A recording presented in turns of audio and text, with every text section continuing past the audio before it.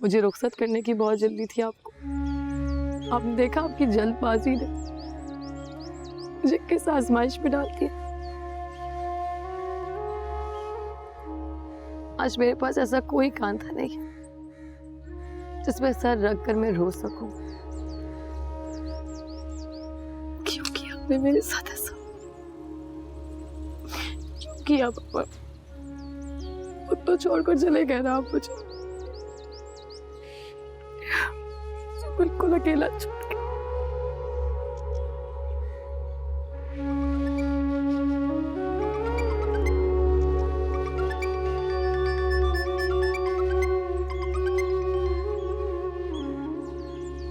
Hello, कैसी हो sir? मैं मर रही हूँ, आकर बचा सकते हैं मुझे तो बचा लें। सर से तो ना खोए। मैं आपसे कोई राब्ता नहीं रखना चाहती, फिर आप क्यों मुझे बार बार फोन करते हैं? इसलिए कि मैं तुम्हारी फिक्र करता हूँ। कोई जरूरत नहीं है आपको मेरे लिए कोई फिक्रमंद होने की। आपकी ये फिक्र मेरी परेशानियों में और इजाफा करती है। मैं जहाँ हूँ जैसी हूँ मुझे मेरे हाल पर छोड़ दीजिए। सर मैं तुम्हें प्लीज जामिन आइंदा मुझे कॉल मत करेगा, वरना मैं राबिया ताई और मुनज़्ज़त ताई को कह दूंगी कि वो आपको मुझसे बात करने से रोके। नहीं रखना मुझे आपसे कोई राब्ता, मुझे फोन मत कीजिएगा आइंदा। सर तुम इस तरह में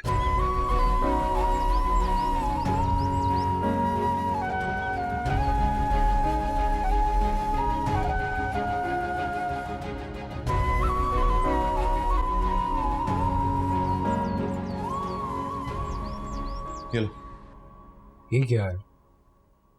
50,000 रुपए गिन लो। लेकिन किस लिए? शहर तक पहुंचाना है और इसके लिए तुम्हें खुद हैदराबाद जाना होगा। क्या मतलब क्यों? अकाउंट में ट्रांसफर करवा दो या कुछ भी। इतनी डिटेल्स नहीं है मेरे पास और फोन मेरा उठा नहीं रही हो। नाराज है क्या तुमसे?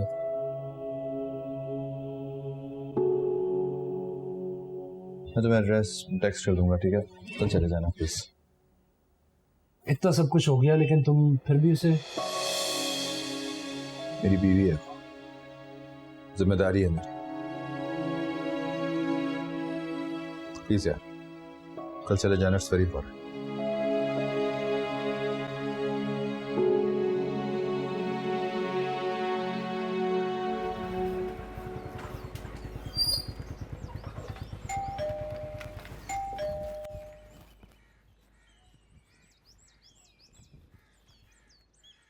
अस्सलाम वालेकुम। वालेकुम अस्सलाम। जी मेरा नाम रादिन है। उस दिन देखा होगा ना आपने, मैं उसी घर में रहता हूँ जहाँ आप अपने वालिद के साथ रहा करती थी। अच्छा, मुझे दरअसल एक तस्वीर मिली थी आपकी, आप ही के वालिद के साथ, उसी से पहचाना मैंने आपको। मेरी तस्वीर? जी, अब शायद शिफ्टिंग के दौरान आप भूल गई होंगी उसे। आप मेरी वो तस्वीर मुझे लाकर दे सकते हैं प्लीज? जी जरूर, लेकिन आप चाहें तो मेरे घर पे आ सकती हैं, मेरी वालिदा होती हैं यहाँ पे, आप उसको देखेंगे तो बहुत खुश हो। मैं यहाँ दरवाजा खोलकर खड़ी हूँ और तुम पता नहीं किन किन बातों में लग गई हो। अब तुम अंदर आ रही हो या मैं दरवाजा बंद करूँ? जी नहीं, मैं नहीं आ सकती है। अगर हो सके तो आप प्लीज मुझे यहाँ लाकर दे दीजिएगा। ठीक, शुक्रिया।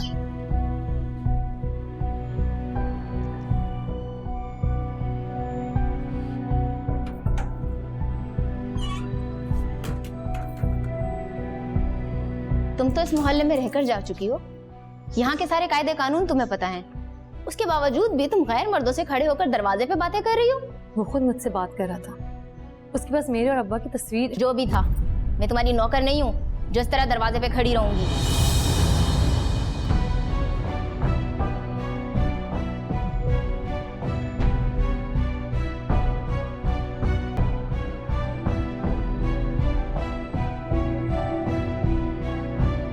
तुम्हारे साथ मसला क्या है? क्यों इतनी गलत बातें कर रही हो मेरे लिए? क्या बिगाड़ा मैंने तुम्हारा? बिगाड़ रही हो, मुस्तकिल बिगाड़ रही हो। मेरे घर में, मेरे कमरे में घुसकर बैठ गई हो, ऊपर से मुझे आंखें दिखा रही हो। मुझे सिर्फ इस बात का जवाब चाहिए कि किसी गैर आदमी के सामने तुमने मेरी बेइज्जती क्यों की? शौहर का घर छोड़कर आओगी और इस तरह गैर मर्दों से दरवाजे पे खड़े होकर बातें करोगी तो ये सब तो होगा तुम्हारे साथ। जुबी, सहर, क्या हो गया तुम दोनों को? क्यों लड़ी हो बेटा? तुम्हें खुदा का वास्ता है, तुम मुझे 10 सालों से जानती हो, तो मेरे बारे में ऐसा सोच भी कैसे सकती हो? तुम्हारी वजह से मैं सिलाई सेंटर में अपनी आंखें फोड़ रही हूँ। अगर उस वक्त तुम मुझे अपने घर में रख लेती तो क्या बिगड़ जाता तुम्हारा? जुबी, क्यों गड़े मुर्दे उखेड़ रही है? वो सब कुछ तो बता चुकी है तुम्हें। ये मेरे काम नहीं आई अम्मी। मैं क्यों आऊँ इसके काम? क्यों रखूं मैं इसका ख्याल?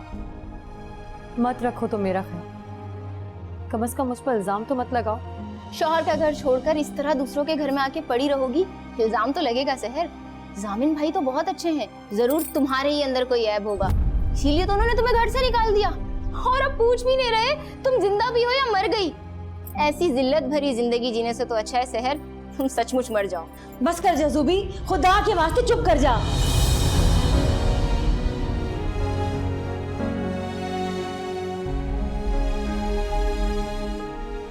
बेटा बैठो, बैठो, मैं तुम्हारे लिए पानी लेकर आती हूँ।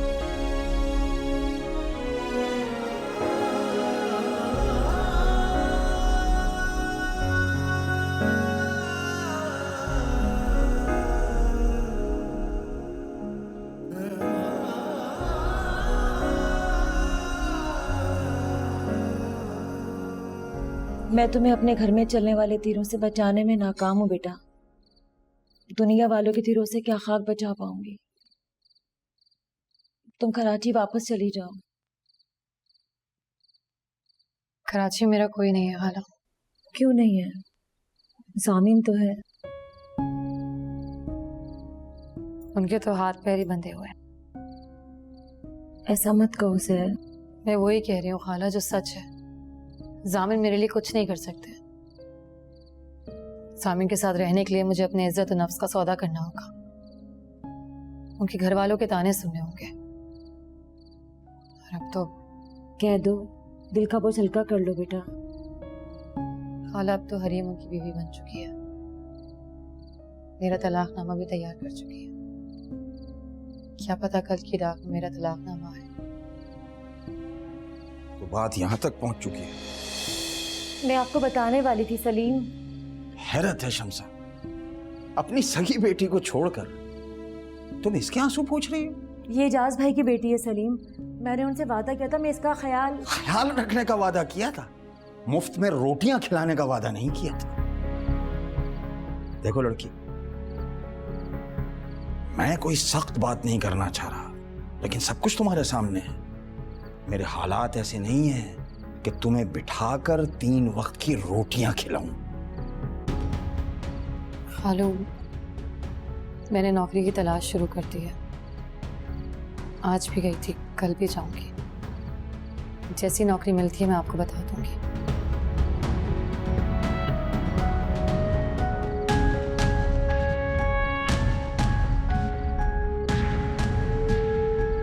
हरीम का ख्याल रखना बेटा। आप फिक्र ना करें, आप भी अपना ख्याल रखिए। हैव अ सेफ जर्नी बेटा। थैंक यू सो मच पापा।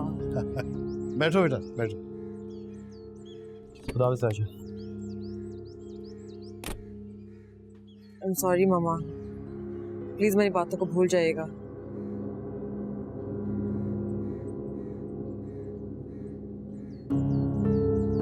आज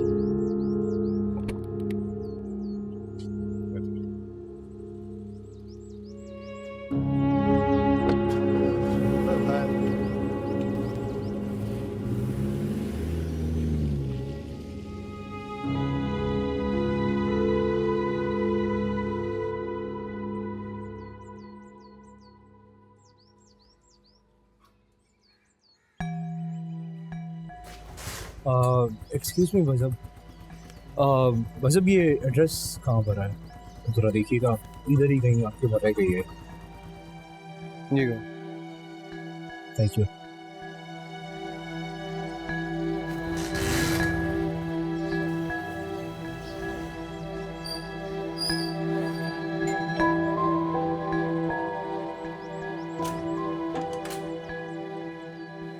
हाँ भाई बोलो। अस्सलाम वालेकुम जी। वालेकुम सलाम। सहर यहीं रहती हैं? हाँ, तुम कौन? मैं उनके शौहर का दोस्त हूँ। मुझे उनके शौहर ने भेजा आपके पास। जी पागल आदमी, खुद आने के बजाय अपने दोस्त को बीवी के पास भेज दिया, खुद क्यों नहीं आए? फिर आप अगर बुरा ना माने तो शहर को बुला दीजिए प्लीज। उनके शौहर ने उनके लिए कुछ पैसे भिजवाए हैं। पैसे? कितने पैसे? 50,000।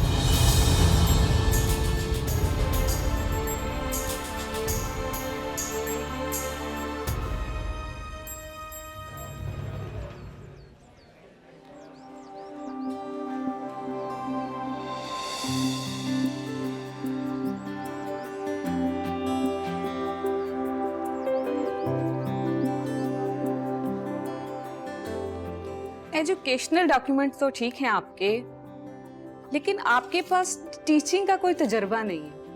और हमारे स्कूल की पॉलिसी है कि हम सिर्फ एक्सपीरियंस टीचर्स ही हायर करते हैं।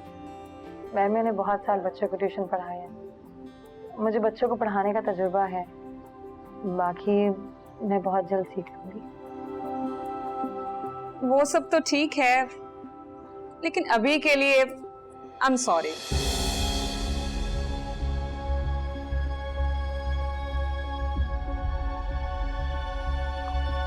Thank you.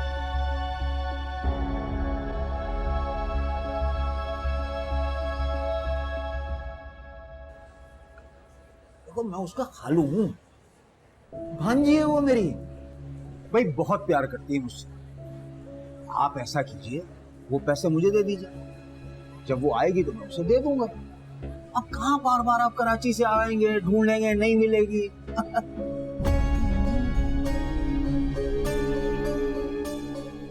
मैं आपकी बात करा देता हूँ। अरे रुकिए, इसकी जरूरत नहीं है।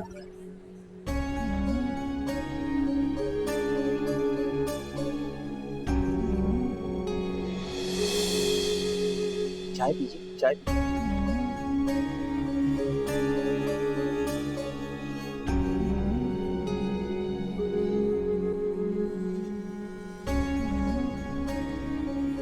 सहर साहिबा,